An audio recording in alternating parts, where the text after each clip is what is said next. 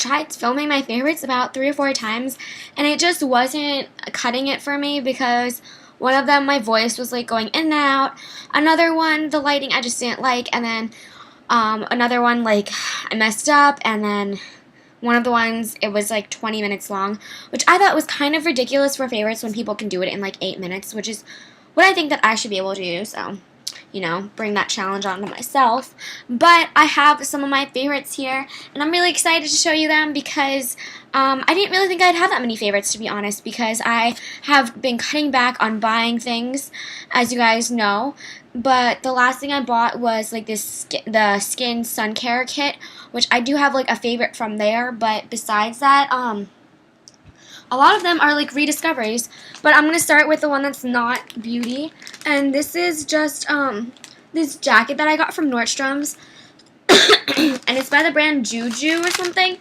But it's really cute. It was on sale for like $30 because they just had their like semi-annual sale or something. But I really like it. I like all these buttons. I think it's really classic with the 2 breast pockets. And I like that it's a light blue because I didn't really like dark blue. I did have a dark blue jacket, but I was growing out of it, and yeah. But I think that one's more versatile, and I like how it fits me more. Yeah, so the next thing are makeup products. Now, the first thing about makeup is I love this makeup bag because it is super nice. This is all the makeup I have with me because I am staying at my aunt's house for the summer. So this is like all the makeup that I have for using on the weekends when I stay here, but then also for the week. So it's very compact. I was very proud of myself for packing just this little because sometimes I tend to overpack, but I wanted to just put some products in, especially ones that I wanted to go through and use up. So I'm really excited to start cycling through some products that I didn't really use before. But the first 2 things I wanted to show you were things that were, this is kind of like my foundation routine, you could say. So I put my primer on, well, first my moisturizer, then my primer, and sometimes my moisturizer has SPF in it, sometimes it doesn't, but these are great because they both have SPF in them, and this says they both have 15 SPF, which is really nice. But this is the old Garnier, and the new one actually has 20, which is even nicer, but this is what it looks like, and yeah, it's an SPF of 15, and I got it in medium deep. And the thing with the new version, it only has like a little, it only has about an ounce, and this has 2.5, which is great. But I'm kind of mad that the packaging went down, and it's like the same exact price, which is like about $12 or something. And then the Youthful Wear, which is part of the Youth Boosting, and it's the Physicians Formula, and it's in medium. This is fairly new, and this has been out for like a year and a half, or maybe even 2 years. Can't really remember. But I just combined both of these. I put a little bit more of this in because I do have a lot more to use up, and it also is cheaper because it has more in it. And it's kind of like a year old, so I kind of want to go through it faster. So I put a little more of this in, and this is a little bit lighter for me, so I combined both of them, and it's the perfect fit for my skin, especially at this time. And it's probably going to be, like, this one will probably be fine by itself when I do start to get a little bit tanner. But I think this is great. It helps with my oil control because I do have combination skin, and it gets really oily and shiny during the summertime. But this definitely helps, like, mattify my face, and it feels really light because this is a BB cream, and this is a really light foundation. It's not really advertised as a BB cream, but it is lighter than full coverage for sure. The next things that I wanted to show you is my mascara routine, and one of these I will do a separate video on, which is this one because it came in my influencer, which I got, and this is the Lash Accelerator Endless Grow Lash Complex and Fibers Mascara by Rimmel London, and it's this new product. I don't think they have it on the shelves yet, or I'm not sure if they do, and if they do, it's definitely new because they give it to some influencers to try out. I'm not sure how much it retails for, which is another thing, but I'm assuming that it's probably like $5 to $8 like a normal mascara. Nothing too expensive because it's not like double-ended or anything like that, but this is actually what it looks like. Maybe I'll just do a little review in here because I can make it really quick. So this is the thing. It doesn't taper in or anything. It's just kind of like a regular brush. It looks very boring, to be honest with you. I didn't think I would get much out of it, but it does, these bristles do help a lot with with separating your lashes, which is the one big thing that I really like about this. So this is the one I use for separating my lashes, but the first one I use as a base coat is this Maybelline Colosso Volume Express Mascara, and this one is not waterproof, but, oh yeah, it is waterproof.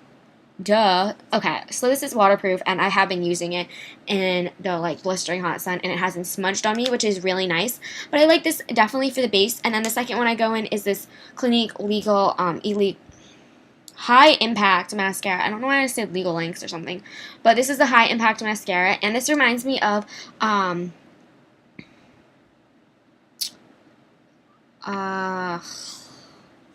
Bad Gal Lash, because it does have the huge bristle head, and I really like this because it's a travel size. But the last one that I used that was this size lasted like 2 months, which I thought was pretty good because it's such a small thing that you would think that it would dry out faster.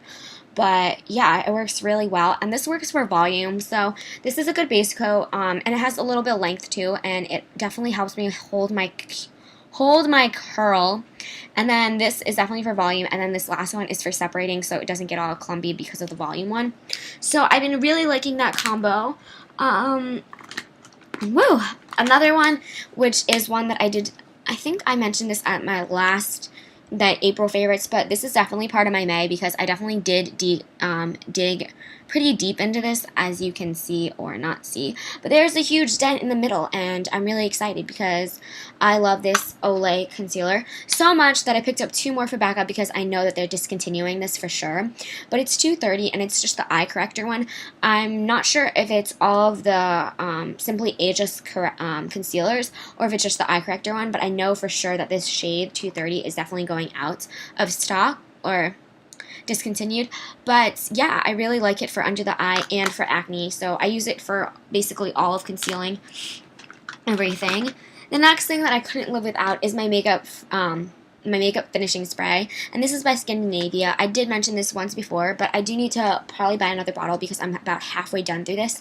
But I just love it. It helps a lot, especially for these hot summer days when you're sweating and you're getting all oily. Along with these are the oil absorbing blotting sheets, and this helps a lot. I kind of keep it with me at work just in case if I want to like touch up. But yeah, it definitely does remove all of the oils from my face without you having to powder up and kind of look like cake face. So I really like these, and these are the first time I tried the Clean and Clear. Usually I just go for the Rite Aid brand one since they're like that much cheaper, but I thought I would like splurge and get the Clean and Clear, but I do like those better. But they are smaller than the regular Rite Aid ones. Next thing that I am wearing now, and this is usually what I wear every day to work because I do sweat a lot and it's really like intensive labor and it's outside and stuff, so I don't want to be wearing too much. But I usually don't even wear eyeshadow because right now I'm wearing a cream one, but usually I don't even wear eyeshadow. I just wear foundation, concealer, powder, eyebrows, and mascara. And then this, which is the Scandaleyes, and I heard so much about this, and it definitely is waterproof. It does stay on like the whole day, and it's in 005 Nude, which I really like. It just helps awaken my eyes in the morning, and it's just this really pretty nude color. The next thing is this, which I did get in that skincare thing, which is this Saint-Tropez, and it's the one night only, and this does last pretty well for like if you wear it for a night. Usually I do it like the night before, so then I can wear it the whole day the next day, but yeah, it doesn't it's like just a really good product in general. It doesn't rub off on anything. You just have to wait a little after you put it on, and it does give an instant glow, which I really like. So yeah. Oh, and I have one more concealer. This is Wet n Wild. I don't know if I can swatch this for you, but I think you'll be able to see it. It's just this. I think it's really good for under the eye. A lot of people were bashing on this because it is like $1, and people were using it for their $20 makeup challenge, and it wasn't up to par for them. But honestly, I don't think it's that bad. I put it underneath my eyes. It's not super creamy. It's more thick, which is what I like, especially on humid days, so that it doesn't like sweat off of my face. So I think it stays on pretty well. So that is most of all of my makeup. The next thing is this little guy. It's the Vaseline. I love these. This is my second one, and it's so cute and perfect. I love it because I can bring it anywhere, and I can just put it in my pocket. It's better than lip balm, I think, because I think it moisturizes and nourishes the lips way better than any kind of baby lips or anything, which don't hate on baby lips because I really like them because they do have SPF and this Vaseline doesn't. So I usually put that on top. The next couple of things are not beauty related at all.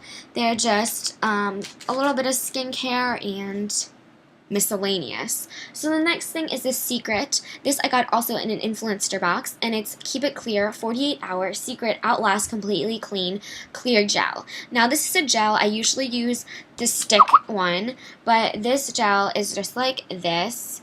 You just twist it up, and I thought it would be a little weird and different at first, which it was, but I do like it a lot. It did work, and it stayed on like all day just as well as the solid stick did.